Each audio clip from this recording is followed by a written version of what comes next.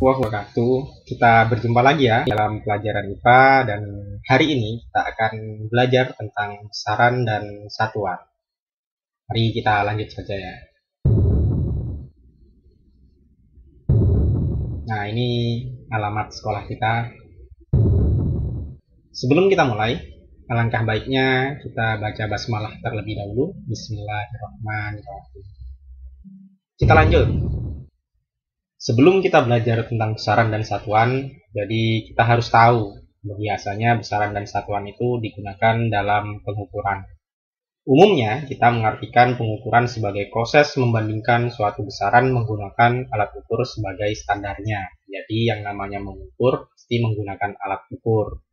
Tidak mungkin kita mengira-ngira berat dari misalkan 1 kg beras. Kita tahu 1 kg beras itu pasti dengan menggunakan timbangan.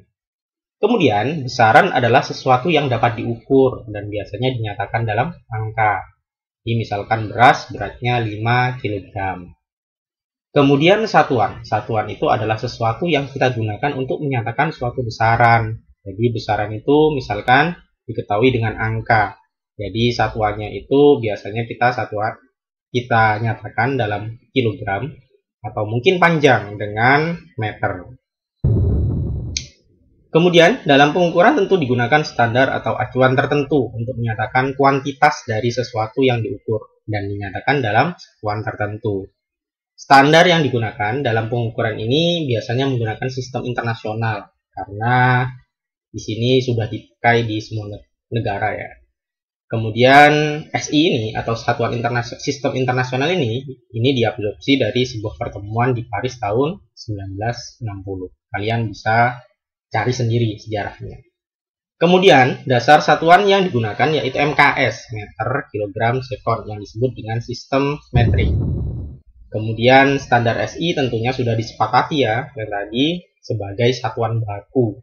Kemudian namun beberapa negara atau wilayah masih menggunakan satuan tradisional seperti misalkan bepa, jengkal, sehingga disebut satuan tidak baku. Kenapa disebut satuan tidak baku? Karena misalkan kita menggunakan jengkal. Jengkal kita dengan orang berbeda pasti panjangnya tidak sama, jadi tidak bisa dijadikan acuan.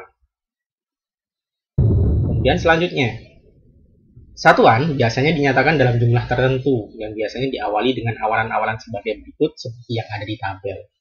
Yang kita tahu kalau kamu sudah belajar waktu SD ya, yang jelas ada kilo, hekto, deka, desi, senti, mili, mikro, dan nano. Nano ini biasanya sudah tidak ada yang sampai mili. Kemudian di bawahnya itu masih ada mikro, nano. Kemudian di atas kilo ada mega, giga. Kalau satuan berat ada kuintal, ada ton, dan semacamnya.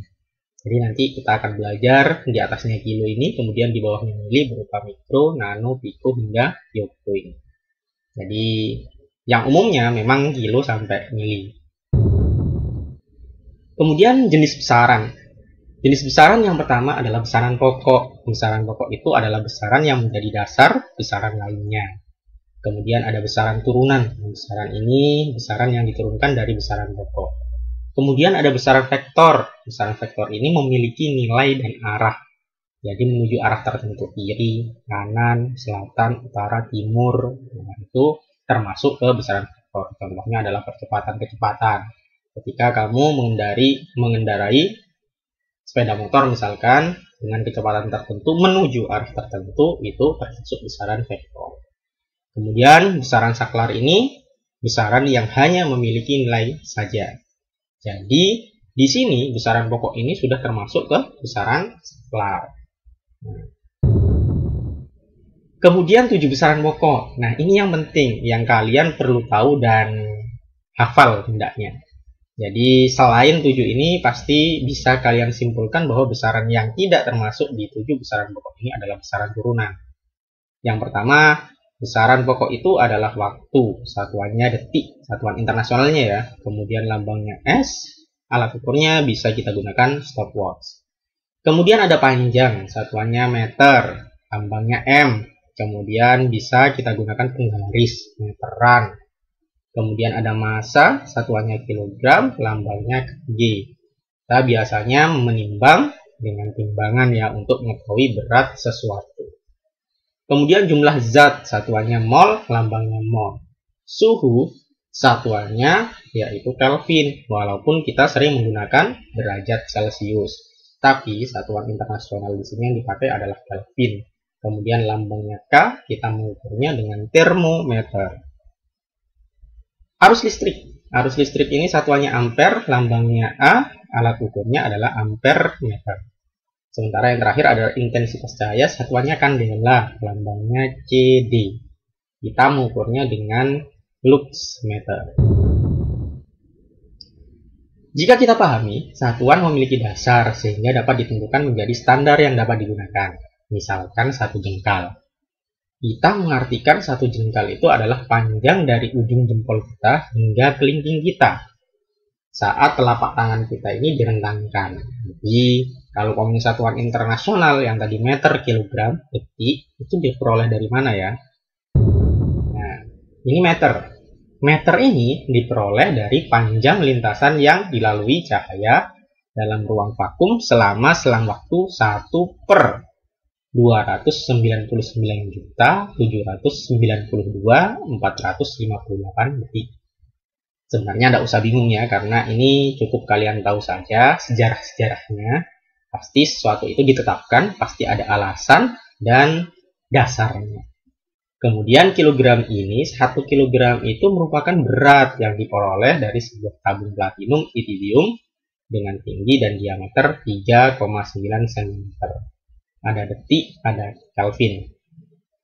Jadi, misalkan kita punya timbangan. Timbangan itu perlu kita tera atau kita standarisasi untuk beratnya itu biar standar. Jadi bisa saja timbangan satu dengan timbangan lain itu berbeda pengukurannya.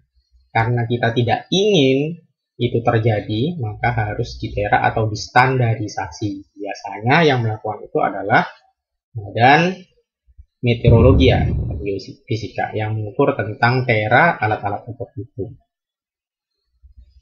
Kemudian ada konversi satuan. Satuan ini biasanya dinyatakan dengan sistem MKS yang tadi sudah dijelaskan.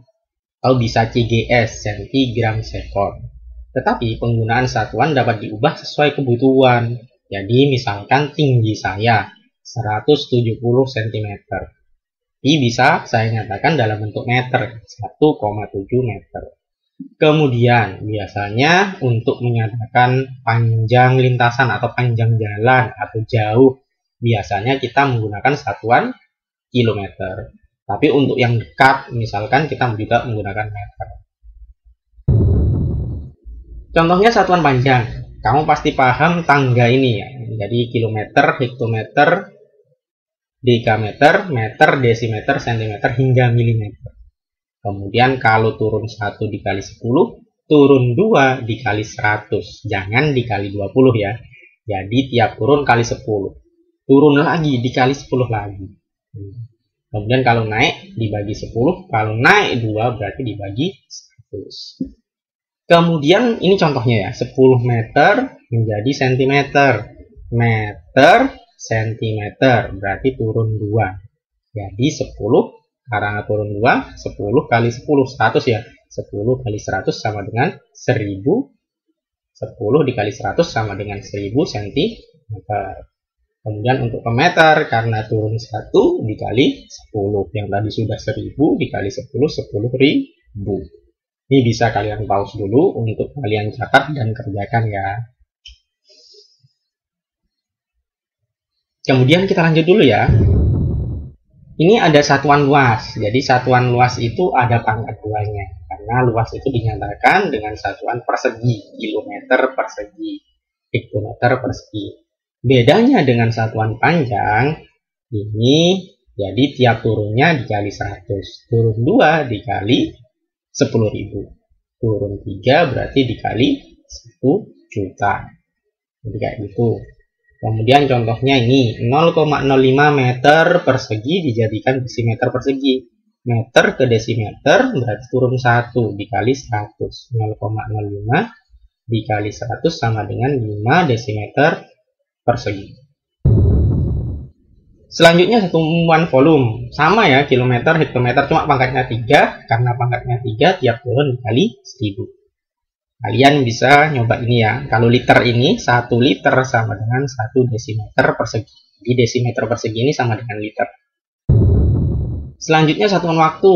Saya rasa ini tidak perlu banyak dijelaskan karena kalian sudah tahu untuk menentukan jam. Dan pasti sudah tahu 1 jam itu sama dengan 60 menit. 1 menit sama dengan 60 detik. Dan 1 jam sama dengan 3600 detik. Jadi, saya pikir kalian sudah tahu. Terima kasih. Jadi, cukup sampai sekian untuk pertemuan selanjutnya. Kita lanjutkan ya. Bila tidak paham, nanti ada resume yang bisa kalian pelajari. Dan juga soal-soalnya nanti bisa dihidupkan. Jika ada pertanyaan, silahkan dibuat pertanyaannya ya. Ditulis, nanti silahkan kumpulkan ke koordinator kelas atau wali kelas untuk bisa disampaikan ke saya. Jadi akhir kata, apabila ada salah, saya mohon maaf. Wassalamualaikum warahmatullahi wabarakatuh.